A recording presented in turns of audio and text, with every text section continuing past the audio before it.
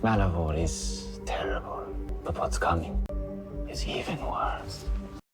In this video, I'll discuss the 7th episode of Season 2 in detail, so stay tuned for that.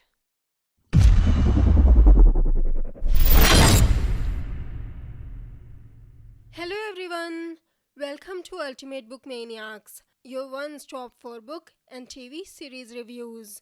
I post episode reviews, top 10 and theory videos. So make sure to subscribe this channel, and if you wanna make sure you never miss a video, click the bell icon to turn on notifications. So, let's begin. In my episode 7 trailer breakdown video, one of the theories I discussed was that two Landons was Josie's idea, so they could give the fake Landon, aka Simu Landon, to Malivore. We're gonna use him as a decoy. We'll let the Sphinx take him into the portal. This plan didn't go exactly as they had planned, but it still became useful in the end.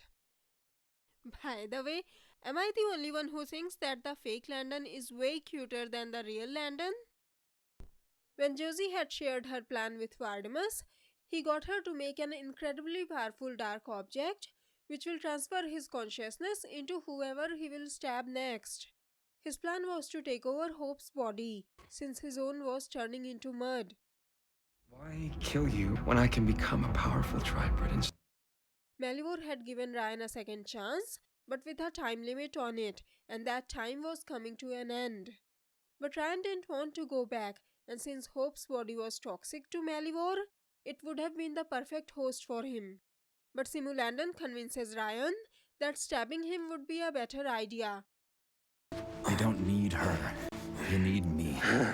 Since Ryan thought it was the real Landon, and he would become immortal as Landon is the Phoenix, he stabs and takes over Simu Landon's body, which is said to be destroyed the next day.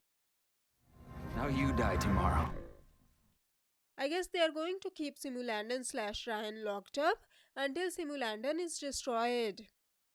The zombie takes Ryan's body to the person in the red robe, who I think is a woman. At least this one seemed like a woman.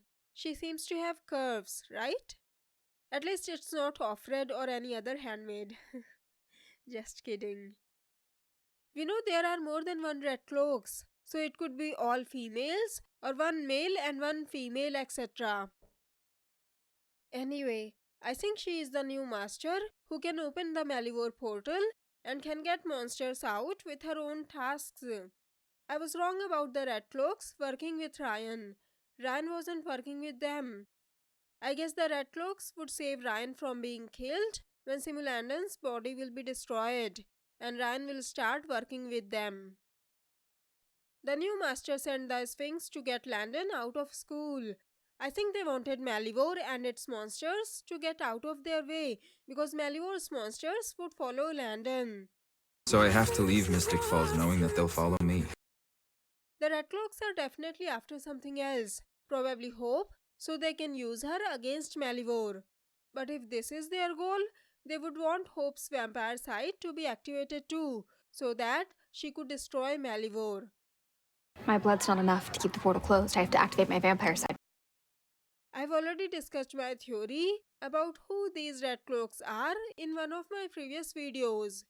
It's either that, or the red cloaks were close to someone Malivore consumed, and they want to destroy Malivore to get the supernatural creatures out.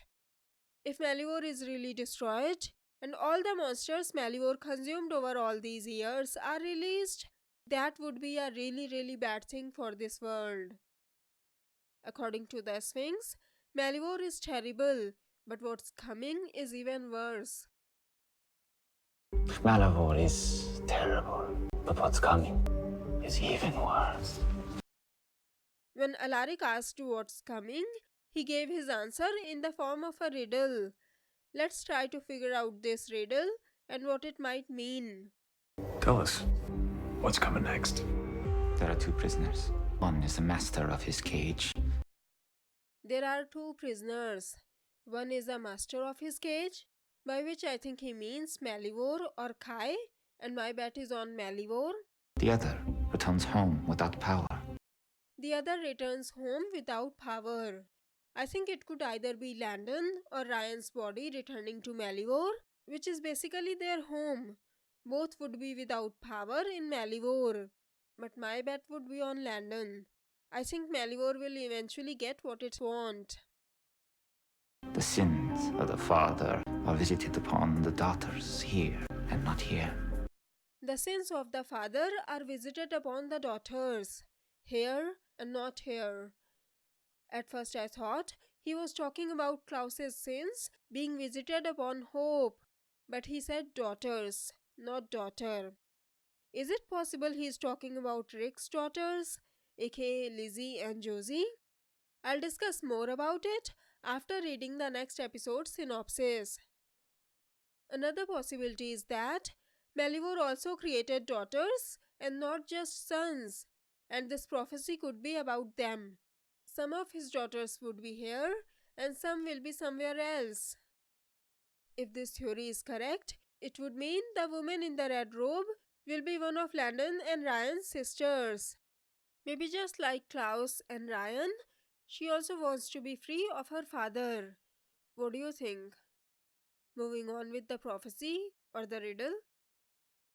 New hero rises, but can be felled by the golden arrow. A new hero rises, but can be felled by a golden arrow. It's too hard to tell who it's about at this point, but I really hope it's not Ethan. At least not the felled by golden arrow part. I wouldn't mind if he rises as a new hero.